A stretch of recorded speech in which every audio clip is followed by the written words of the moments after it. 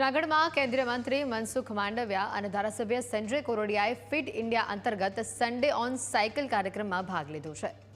મનસુખ માંડવિયા અને ધારાસભ્ય સંજય કોરોડિયાએ સાયકલ ચલાવી મેદસ્વીતા મુક્ત ગુજરાત ઝુંબેશ અંતર્ગત સાયકલ રેલીનું આયોજન કરવામાં આવ્યું। સાયકલ રેલી ગિરનાર દરવાજાથી ભવનાથ તળેટી સુધી યોજાઈ હતી।